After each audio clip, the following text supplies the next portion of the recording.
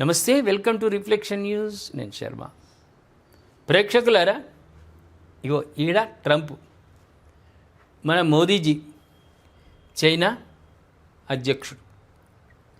వీళ్ళు ముగ్గురు ఎందుకు ఫోటోలు పెట్టిర్రు అంటే, ఏం చేసిండట ఈయన, రష్యాపై ఆంక్షల బిల్లును సవరించిన అమెరికా చట్టసభలు. రష్యా చమురు కొనే భారత్, రష్యా నుంచి భారత్, చైనా వంటి దేశాలపై టారిఫ్ల భారం తగ్గింపు 500% చేసిండట. 500 టారిఫ్.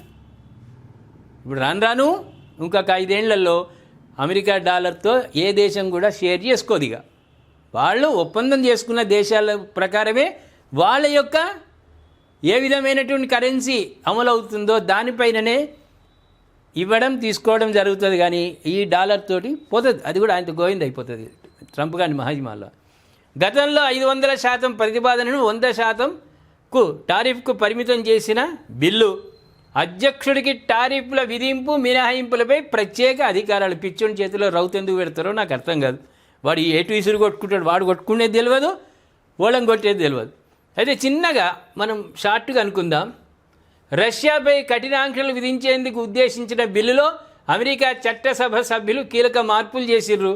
ముఖ్యంగా రష్యా నుంచి భారీగా చమురు, సహజ వాయువు కొనుగోలు చేస్తున్న భారత్, చైనా వంటి దేశాలపై విధించాలనుకున్న టారిఫ్ల తీవ్రతను గణనీయంగా తగ్గించారు. ఈ పరిణామం ప్రపంచ ఇంధన మార్కెట్లో నెలకొన్న సున్నిత పరిస్థితుల నడుమ భారత్, చైనాలకు పెద్ద ఊరటనిచ్చింది. వాడు భయపడేది లేదు, వాడు ఏం చేస్తాడు. కానీ మర్యాద మనం ఎట్లుంటుందంటే, శత్రువు మన కడపలోకి వచ్చినా కూడా వానికి మంచినీళ్ళు ఇస్తాం, ఛాయ్ ఇస్తాం, ఏమైనా టిఫిన్ చేస్తావురా అని అడుగుతాం, శత్రువునైనా. అటువంటి దేశం కాబట్టి మనం గౌరవిస్తున్నాం అమెరికాను. వాడిని నిలుపుకోకుంటే ఏం చెప్తాం? ఇక తోకజాడు, చల్ నువ్వెంతరా, నీ లెక్క ఎంతరా, తెల్లెంటుకలోడా అంటాం. ఏమంటాం? అంతే కదా. వాడు ఓరు చేస్తే మనం కూడా తీసి పడేస్తాం. ఇక్కడ 2025 ఏప్రిల్లో ప్రవేశపెట్టిన అసలు బిల్లు 3 దేశాలపై ఆర్థిక భారాన్ని పెంచుతుందని, దౌత్య సంబంధాలు దెబ్బతీస్తుందనే ఆందోళన వ్యక్తమయ్యాయి. దీంతో ట్రంప్ యంత్రాంగంతో సహా పలు వర్గాలతో నెలల తరబడి చర్చలు జరిపి విస్తృత మద్దతు కూడగట్టుకునేందుకు ఈ మార్పులు చేశారు. ఈ బిల్లు సెనేట్లో ఆమోదం పొందుతుందనే విశ్వాసం అధికారులు వ్యక్తం చేశారు. ఇక మంచిదైతే ఎట్లయినా ఒప్పుకుంటారు, చెడ్డదైతే వాళ్ళు తిరస్కరిస్తారు. ఏదేమైనా 71 ఏళ్ల సెనేటర్ లిండ్స్ గ్రాహం తన చివరి రోజులో ఉక్రెయిన్లో పర్యటించి ఈ బిల్లుకు తుది మెరుగులు దిద్దారు. అంతేకాకుండా మరణానికి కొద్ది రోజుల ముందు ట్రంప్ మద్దతును కూడా పొందగలిగారు.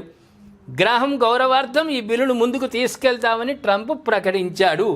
ఈ బిల్లు తప్పకుండా ఆమోదం పొందుతుంది. అందులో చైనాను అమెరికా వాడు నమ్మకున్న భారతదేశంపై సంపూర్ణమైన నమ్మకం ఉంది. కాబట్టి భారతదేశానికి మేలు చేసి ఏ బిల్లు అయినా ప్రపంచంలో ఏ దేశంలోనైనా గెలుస్తుంది. కొన్ని సందర్భాల్లో చైనాను ఓడిస్తుండొచ్చు, చైనాకు అనుకూలంగా ప్రవేశించే బిల్లులు వీగిపోతుండొచ్చు. కానీ భారతదేశానికి సంబంధించిన పాకిస్తాన్లో తప్ప, పాకిస్తాన్ కుక్కలు ఉన్న ఆ పార్లమెంటులో తప్ప ఎక్కడైనా భారతదేశం మీద సంపూర్ణమైన విశ్వాసం, అభిమానం ఉంది. మోదీజీ అంటే లేసి సెల్యూట్ పెట్టేంత గొప్ప కీర్తి, గౌరవాన్ని మన మోదీది తెచ్చుకున్నాడు. మోదీకి వచ్చిన ఏ గౌరవమైనా భారతదేశ ప్రజలందరికీ వచ్చినట్టు. ఏమంటారు ప్రేక్షకులారు? ఇది విజయమా కాదా? ట్రంప్ గారి దిగొచ్చుడు మన విజయమా కాదా?